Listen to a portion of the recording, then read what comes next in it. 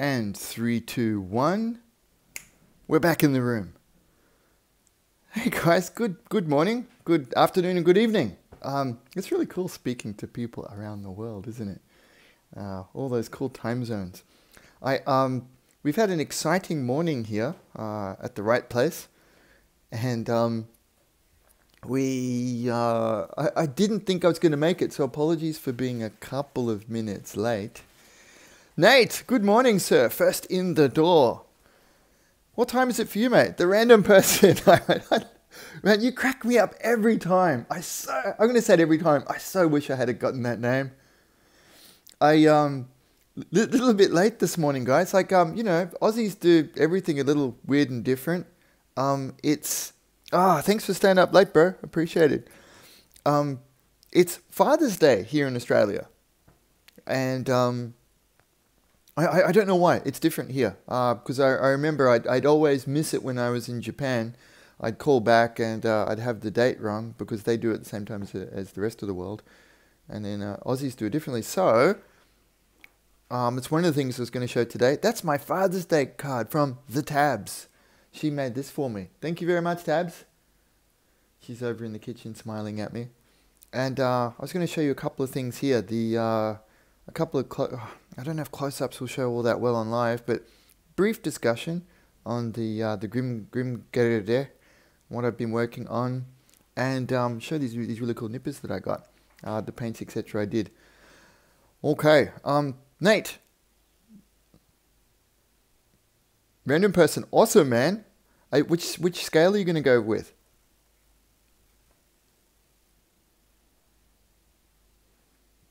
Okay, guys. Quick show of hands. Which topic to go for first? Yeah, 1/100 is a really good call. Grimgade, Father's Day card, nippers. Wait for it. We can go left to right, right to left. I wonder how much lag is in the system. Your choice. Thanks. Whatever. yeah, but is it happy whatever or is it whatever? Thanks, Nate. Okay, we'll go from the left then. We'll go with the model first. I've had a bunch of questions. Good, whatever. Cheers, mate. I've had a lot of questions on the paint. So before I talk about the weathering steps, true enough, my mate Nate Bliss is just saying that it was a good whatever. You can tell because he's still here in the room. I've had a bunch of questions on what paints these are because I know you guys can see from in the photos, etc. That live kind of chops up the detail a little bit, but you can see that they're nice and glossy. So for the white, it's this one that I seem to use on this model and every other single model. I've had a run of models where I've used this paint. I think 3, 4 models so far, and you know it's still maybe half full. Brilliant one, TS7 Racing White. It's a, you know, I wish it was as yellow as it looks on the cap. Like you can see that cap color and the color that it comes out. That's the straight color there. It's actually quite a bit more white, isn't it? So it's just a nice general purpose off-white, and it's a full gloss paint. I can't remember whether I got this one in Japan or here, but tsuya ari, that just means has gloss. It should say somewhere on there, but maybe that's where it says it. No. Anyway, if you can figure it out, tsuya ari is gloss. What colors would I use to paint? That's a really good question. So, question was asked if I had another Grimgerde, what colors would I paint it? Black and white was my next choice after this, was to flip the color schemes and do gloss black armor with some white details. That was my other idea, but I don't think the weathering would have shown up as well. So I went with this color. My mate Ethan used this on a really cool scratch build kit, and this is the color that you can see here. It's from Gaia Notes 028 Stone Green. As soon as I saw it, you know, what is it? The Good Artists copy great artists steal. Now, I'm not saying I'm a great artist, but I steal a lot of stuff.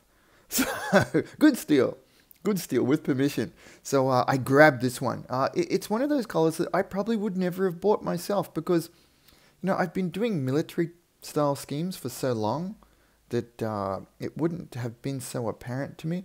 But I just feel it was perfect for the style of the Grimgate. And the decal choice there, I really should have pulled them out. Sorry guys, but it's a Haikyuu parts decal sheet in 1/100. It's not decided where you put these things, but just looking around the model, from all of the work I've done on the Maschinen Krieger series, you get good at inventing and fitting decals into places because they've got English instructions on them. They say things, but it's usually pretty irrelevant. Like warning, this gets hot, which on a giant mecha robot is pretty obvious and useful, I guess. But you can see that I filled the bottom space here, and I liked how this one was pointing down. The orange really worked well. Orange and white worked well with the pointy bit there. And even though this is on the side, a nice blank wall of text there. I just thought that looked really cool. Now the other paint I used, there was only 3 colors on this. I kept it pretty simple. I've been saying Mr. Color. Can this focus? There we go. I've been saying Mr. Color, but I looked back and I was accidentally telling a fib. It was this one. MS Grey. Was it UNT's MS Grey? See, it says metallic up there. And it's a slightly, it's not proper, it's not metallic black. You can see it's a little bit off. It's quite dark. I mean, you can't tell the difference. And here it is, weathered and beaten up. I'll just see if I can get my light on there. It's winter here on the bottom of the planet, so it's not super bright. I'll show this in some photos there. This is in real life. Oh, there you go. It's catching it there. It's a really nifty finish. So that's the metallic paint. And I used some of the Ammo by Mig Jimenez metal slag, it's called. And Alex, good morning. Nate, that's a good call. Off black, yeah, something. It's exactly right. Especially this is a scaled representation of a vehicle thingy that's supposed to be quite large. That's why you'll notice that too. Off black, off white. And then that way you've still got a shadow to go to or a highlight to go to. Good call, mate. Now here's the difference here. I've just been using that one set. Hey, Nicholas, thank you very much for joining. Cheers, mate. How are you? Here's some happy accidents for you, my friend. So on the right, you can see this is the straight Tamiya paint there with the decal, and then on the left here, I've just used the products from the. Now sorry about for some reason when you shoot live, the quality is just not as good as my recorded videos, but it's not bad. This is using products from the Starship weathering set. And I'll be doing a proper post and a better video showing you how I went through that.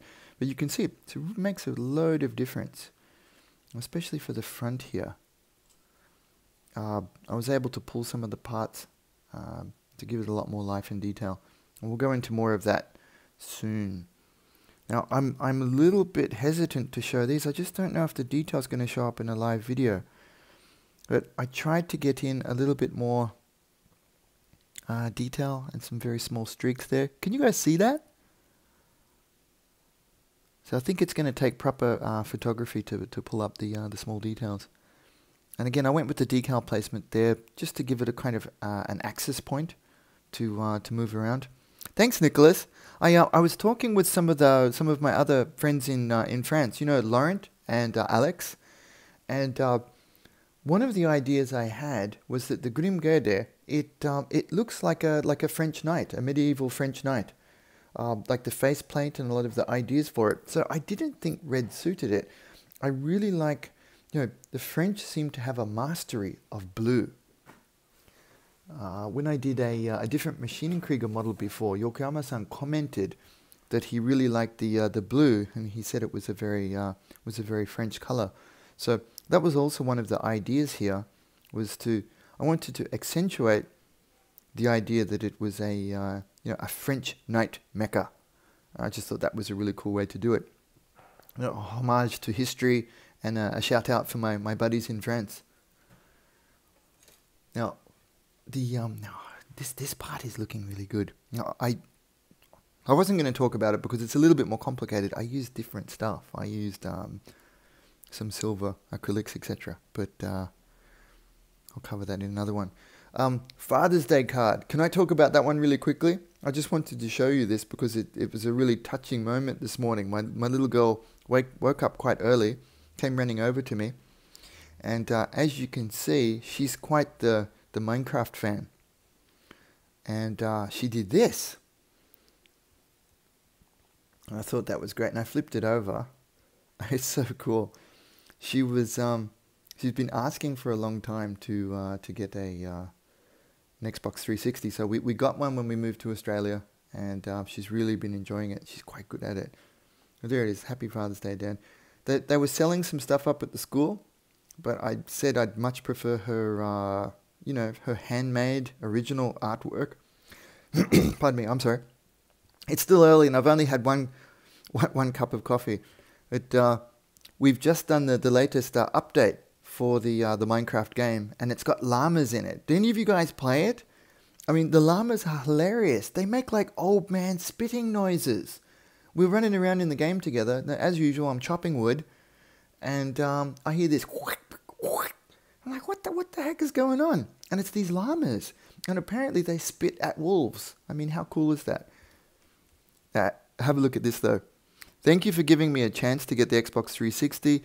Hope that we get an upgrade PS4. I mean, you don't ask and you don't get, right?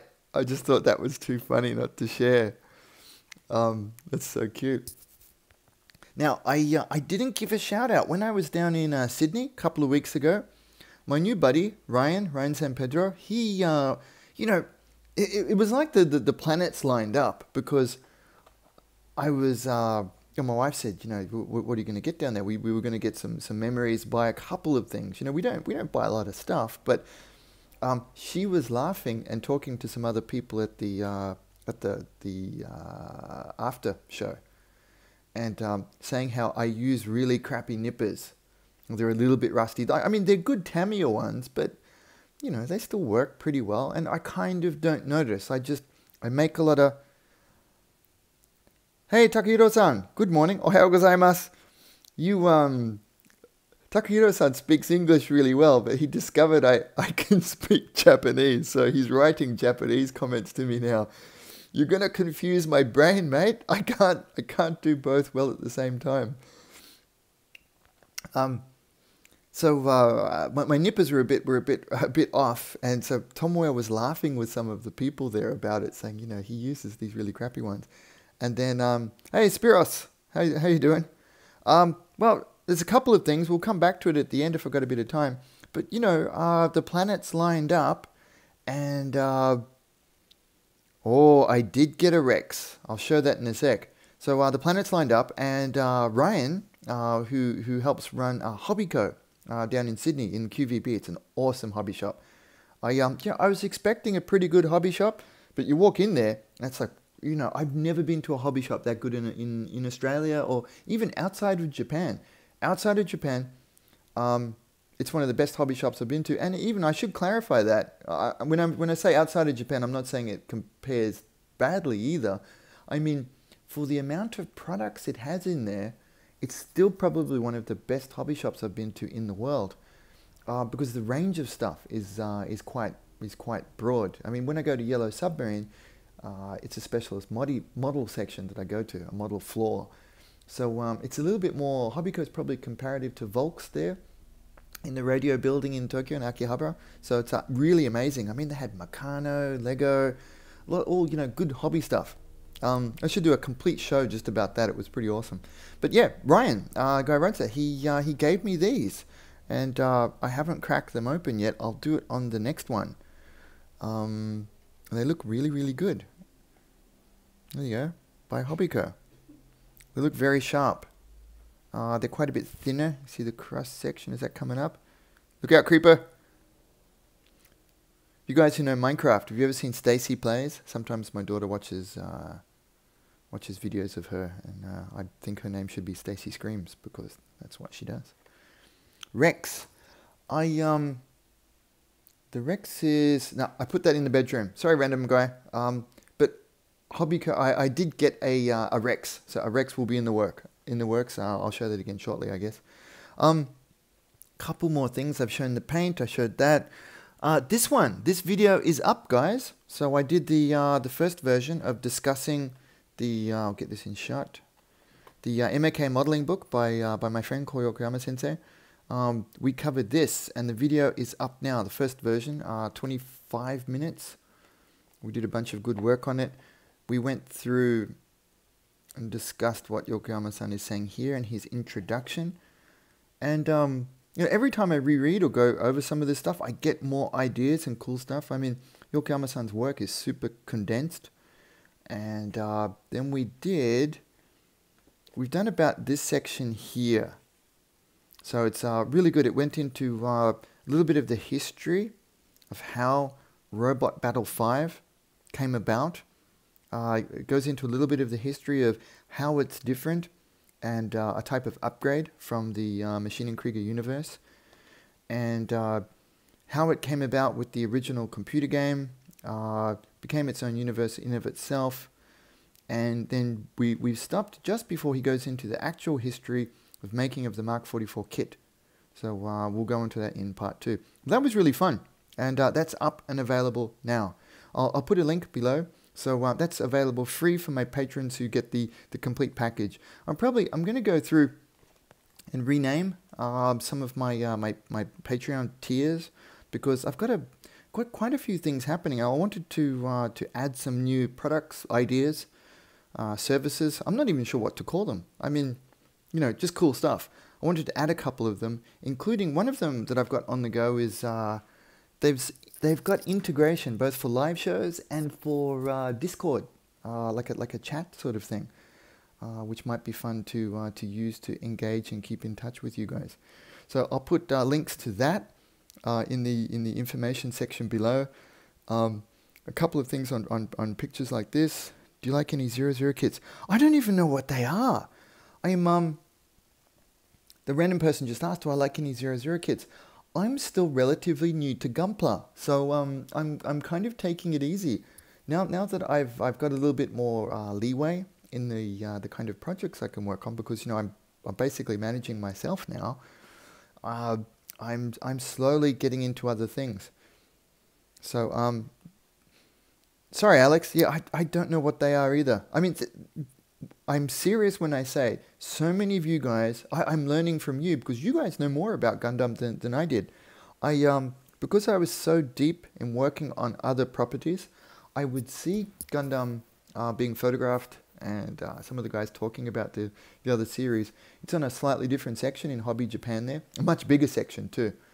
But it was really hard to keep up with everything, just keeping up. You know guys how it is, when you're working, you're really focused on what you do, and when you've got deliverables, yeah, Nate, Gundam it's a super new language.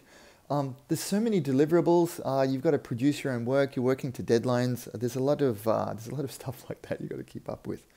Plus, there's Warhammer Games Workshop stuff is my other secret love, and I want to chuck in a couple of them every now and then. And those Bandai Star Wars things. I mean, are you guys making them too? They look amazing.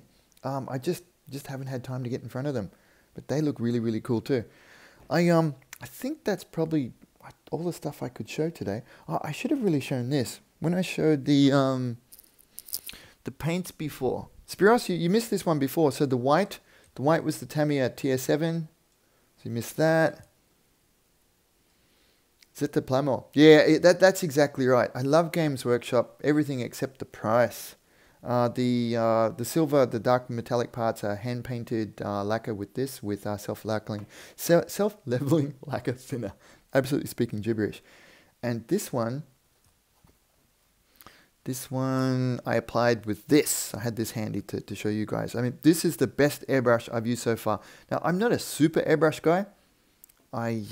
This would be my third or fourth airbrush. So, but I'm not a noob either, right? Like I've done a lot, and you can tell by my finish that I can lay nice base coats at least. This one has been the best I've used so far. It's double action, so you can vary the speed of the air and the paint coming out, and it worked. It was very smooth, very clear. Didn't get much sputter, and pretty decent price. Nice box too. I mean, I cleaned it up and chucked it back in this just because it was so nice. I'll keep that on my shelf. Because I don't use them a lot, I clean them and pack them up. I don't like leaving stuff lying about. I don't even know what that is. So you can actually make it a single action? I should test that out. I mean, I just used it out of the box, and it worked great. I'm all about doing things fast. And I got this from Hobbyco. That's Aussie dollars. That's $89.95, so $90 from Hobbyco. I should give you guys a link for that if you're interested. Really, really kick-ass.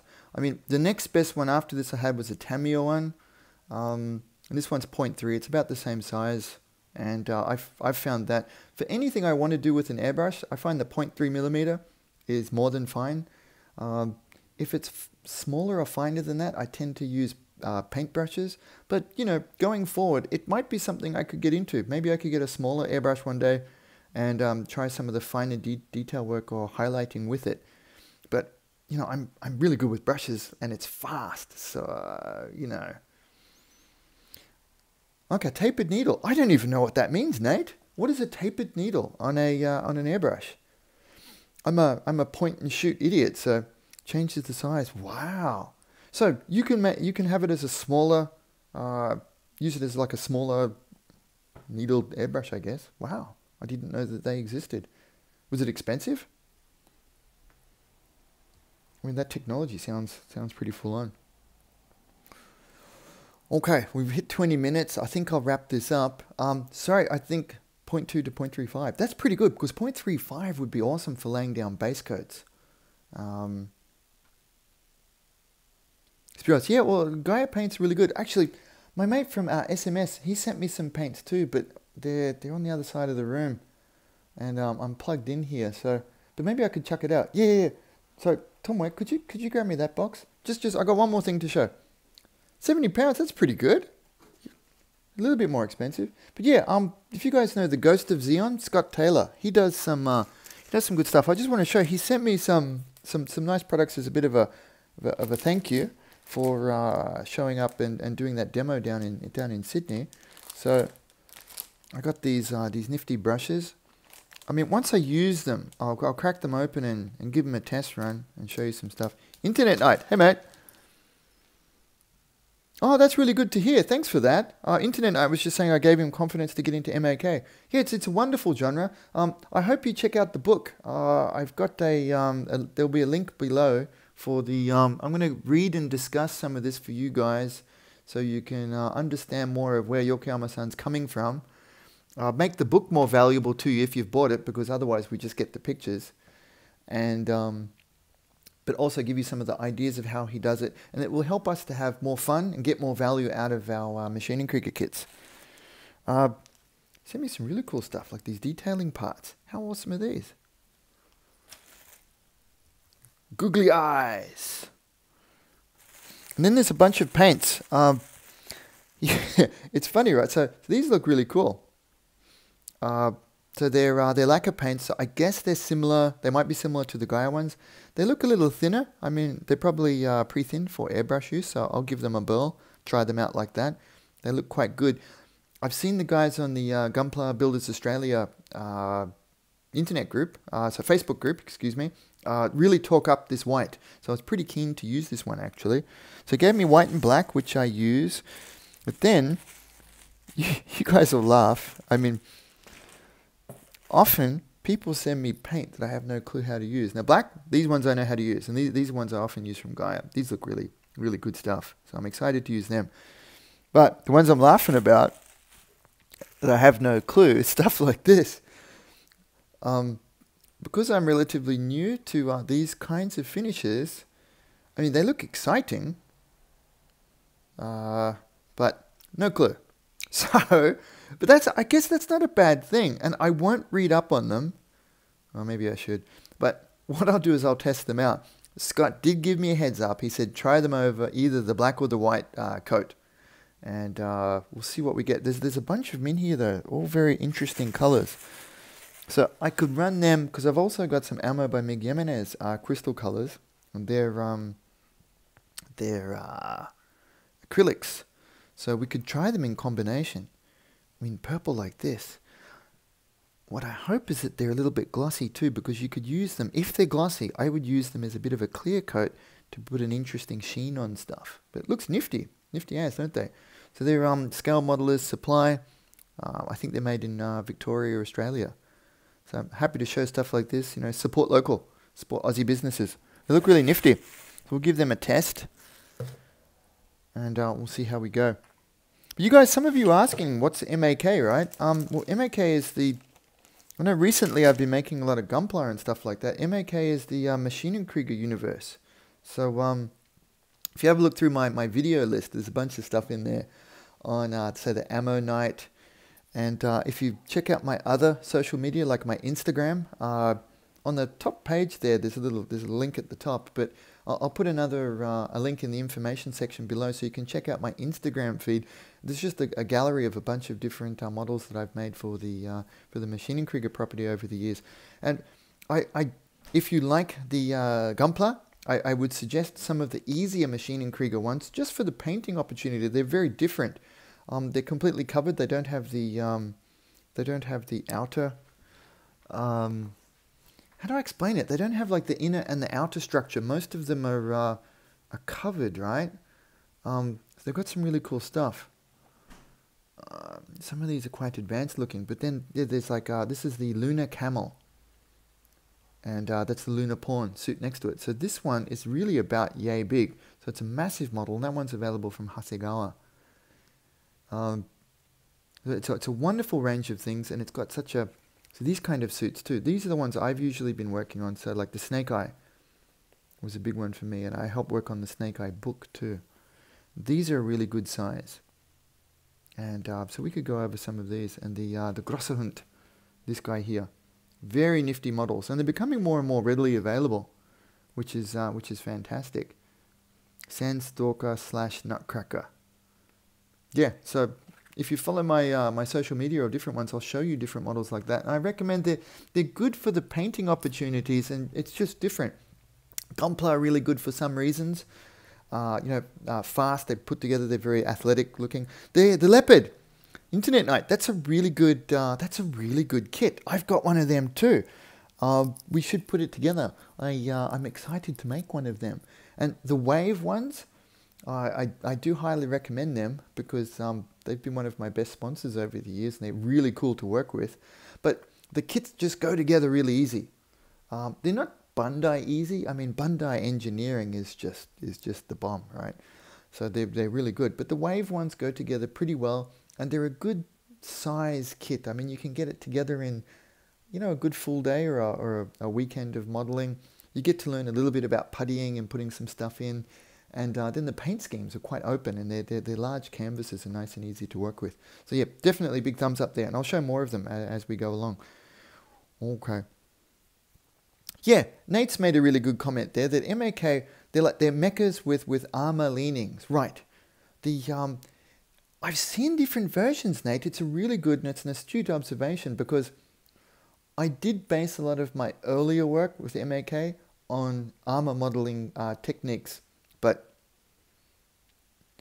actually, it's funny you say that, so armor modeling techniques. But as I got to work directly with Yokoyama Sensei, he then actually opened my eyes to it. Some of them, so some of the Strahl, the bad guys ones, are, Macross, don't get me started. Guess what I bought? Whoa. So some of the Strahl guys, they have a definite, you can see that kind of, the Wehrmacht, end of World War II, German sort of camouflage there. You'll notice the mercenary arms ones, I'm sorry, this is probably going down a different track, but a lot of them are actually based on the, say, the World War II aircraft camouflage schemes. And that really opened my eyes up to really cool ideas there. So we can talk about that separately. I mean, that's a whole different issue, and I can talk forever on those ones. I mean, working professionally for that genre, I really know it inside out. And it was loads of fun. So we can use that. It's kind of like cross training. We can use that to go across to our gunpla as well.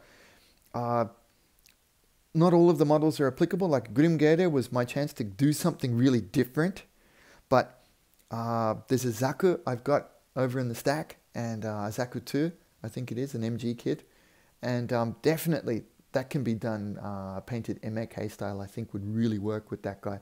But, you know, as a pretend artist, I also want to get away from decided looks sometimes, because when I show some models,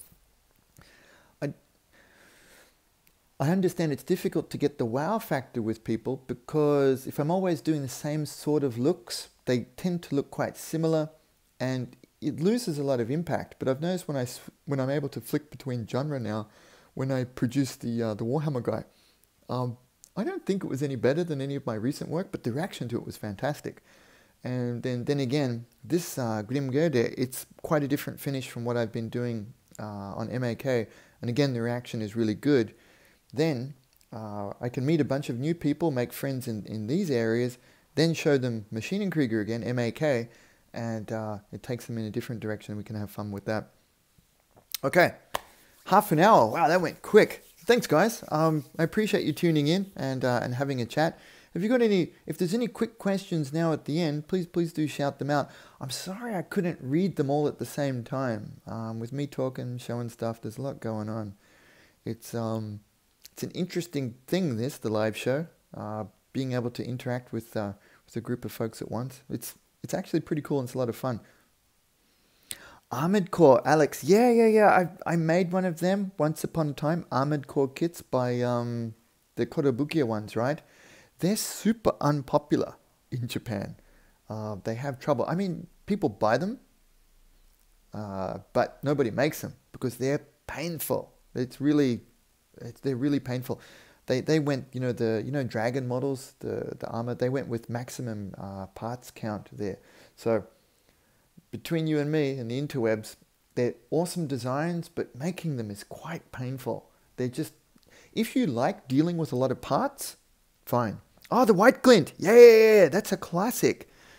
I gotta ask my wife. What's our mate's name? 二丁目おばさん。なんだっけ? No, じゃなくて、ハゲの人で、ディカルが作ってる人。すっごい昔からマシンクリーガーで一緒にやってる。Sorry guys, I'll be back. I've got one of my mates, he made a really cool one. It was in Model Graphics in an article we did. I did an Ma.K one and he did White Glint. Oh, I can't remember his name. Sorry, because I wanted to give him a shout out in case he was watching. He does all of the decals for the Ma.K range, but yeah, really good. Yeah, White Glint looks really cool. It's an awesome model. And he beat it up too. I mean, you can do a shiny one or you can do another one. Yeah, diorama stuff, I will. Internet Night, excellent question. So I've got the, I often do, and if you look back at my other models on display or around the place, I've done a lot of groundwork ones. And I've even been in a couple of issues of the Weathering magazine that were just on groundwork. I've got one coming up called The Pink Man by Luca Zamprolio, Calamity brand. And he's sending that one out to me. And it's quite a large mecha kit. That one deserves a base. How do I say it? You know, I have a certain threshold required for models to put them on a base. I know some people feel that every single model must have a base, and that's not bad. I originally started putting the Ma.K kits onto little wooden bases because when you take them to the pub in Japan, people handle kits there. It's just normal. They're not put on a table. People pick them up. And, you know, this was people with greasy chicken fingers handling your kits. And I wasn't taking it super seriously, but I kind of was a bit, you know, hey. So I started putting them on groundwork. And then it went from there and I started developing it. Instead of just a plain block, you can put a little bit of shrubbery on it, make it a bit more interesting, make it sell the story. So, long story longer, the Pink Man will definitely be getting a diorama base. And there's a couple. Yeah, I know, right? And it was, you know, these, and you because I was new to that scene at the time and I was the only you know, I'm not ethnically Japanese. I'm that one guy there. So I had to be really careful about what I objected to because, you know, I don't want to paint all of us in a bad light, if you know what I mean. So putting them on a base that I could wipe off was, was the only way to kind of survive that. But the thing is, if you look at all of the Ma.K suits now, I started that. It's a 6 centimeter cube of pine wood available from Tokyo Hands. And have you noticed a lot of Ma.K suits are put on those it's a 6 centimeter cube. That's from Uncle Stinky Linc. I started doing that. Originally they were just wood, then I varnished them, then I glossed them, then I painted them black, then I started putting the styrene, what do you call it, the plastic sheet sides on it, and then I started building it up with groundwork just over the years, and a load of models, it went from there. But yeah, diorama stuff will be coming soon. I'm not super good at it. I see it as an add-on to the model. To me, the super painting and weathering of the model is the main thing for me. Nate, yeah, the little dioramas. Yeah, I invented that. That's my little thing. Because the other guys were doing the flat, wider ones, and yes, and actually, Takahiro-san, I can't get them here. I can only get 7 centimeter sides, and just historically speaking, for me, for it to be the correct machining Krieger size for me now, because it's the ones I used for the studio, it's got to be the 6 centimeter one from Hands. So, ちょっと買ってください。よろしくお願いします。That was me begging for him to hook me up with some. So that one worked really well. The other guys I was doing stuff, they do a lot of flat dioramas, right? But I needed to kind of keep them super compact to fit on the shelf, because, you know, Tokyo apartment, any of you guys who live in smaller apartments, but Tokyo apartment's pretty small, then I needed to keep it pretty compact so I could fit lots in. And when I was transporting them for different photo shoots, etc., that worked really well too, because you could kind of put them down on the bottom. Compressor. I got a Sparmax compressor as well. That's over in the cupboard. But sorry, Tomoe, could you grab my my compressor, please, sweetie? I got a question about the. It's oh no, there it is. There it is. Sorry, I had a bunch of stuff out. Go on. Thank you very much. The lovely Tomoe. Thanks, sweetie. And she's giving me a funny look. Okay, can I fit this under the camera? Here you go, mate. This one. I just had it nearby, because when I do it, I move it about and set it up. This one, Sparmax Airism air compressor. I also got this one from Hobbyco. It's really kick-ass. It doesn't have the cutoff, but it see that clear thing up on top. When you put down the airbrush there, it cuts it off. It's awesome. So this is what I'm using now, and I love it. Again, this is the best one I've used so far. Before this, I had one from Wave. My cool sponsors in Japan hooked me up with one. It was pretty quiet, but it was a lot bigger and a lot heavier. This one, you can see it's portable. I leave it in the box. When I need to do stuff, I just set that one up and use the airbrush for a few hours. That's really, really good. Good questions, guys. Thanks. But yeah, diorama work. I'll lead on to a bunch of that. As I develop the show and the video content, I can touch into different topics.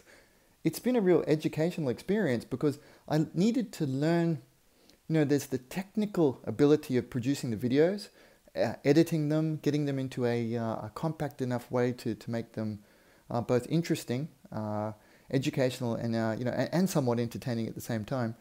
And developing that has been a challenge, but it's going really well. So the better I get at that, the more support I get, the more videos I can make, and it's going to snowball into something really, really big.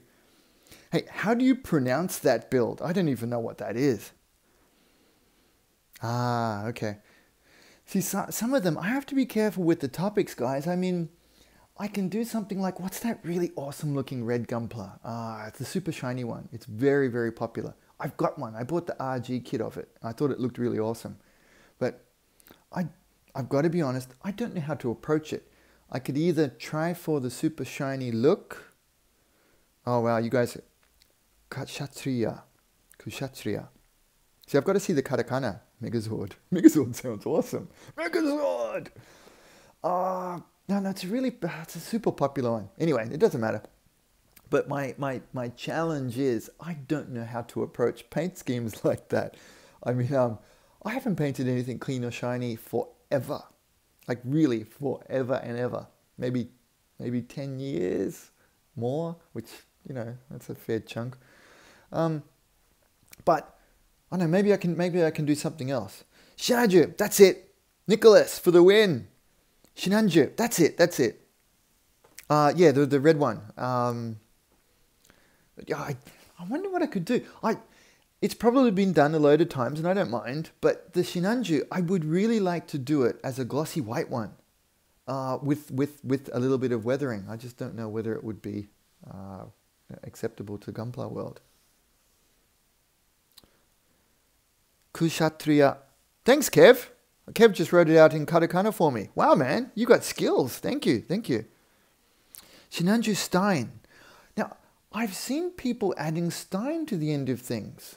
And Joshua Dara, he posted something recently about he had a ghost model which was just insane detail.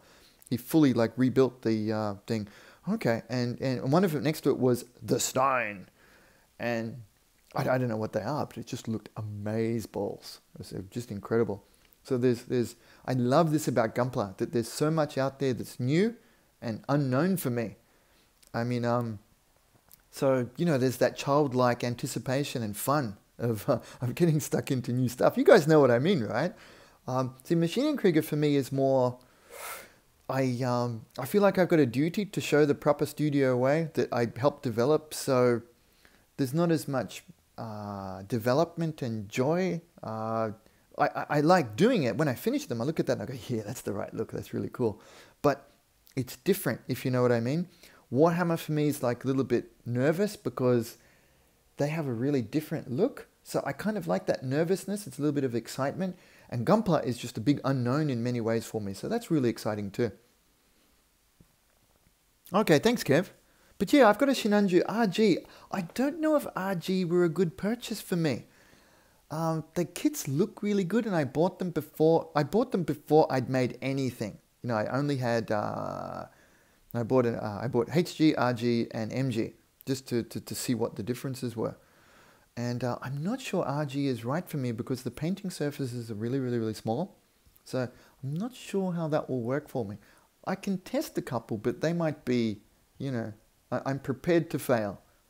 So we'll see how we go. HGs have been pretty good. I mean, I've made 2 of them so far. They've been reasonably popular. Then this guy's the first 1/100, and I'm loving this scale. Absolutely loving it. So let's see how we go. RG, okay. But what's the favorite scale for you guys? I mean, I had a look around. It does look like, you know, HG seemed to sell really well. I like HG because of the low investment. I mean, I can make one in about, you know, 3 or 4 hours. Alex, thanks. Yeah, 1/100. So the Rex I've got is 1/100. I've made a... Oh, man, everybody. Whoa, that's a good idea, Taka. Yeah. When we speak English, Taka, is it okay if I just call you Taka Takahiro-san? Or, because I don't want to be 呼び捨て。若い頃はよく注意された。呼び捨てっていけないから、結構それが気になる。すいませんね。Sorry guys, I was just explaining. Okay, thanks Taka. When I speak Japanese, right, sometimes when I was on the phone or on the internet, some people did not believe me that I was a white guy from Australia. So I would get abused about not being polite enough, and I had to say, no, I'm sorry, it's not my native language. So I sometimes got in trouble. So I feel a little bit guilty. You know when you don't put san on the end of somebody's name? My wife embarrassed me at a party family event once too by saying you're supposed to say that at the end of the name, and it was really embarrassing. It's like, I know. But anyway, so I've got a bit of a phobia of that, and that's what I was babbling about just now. But I was just saying that the HG kits, I really like them for the, you know...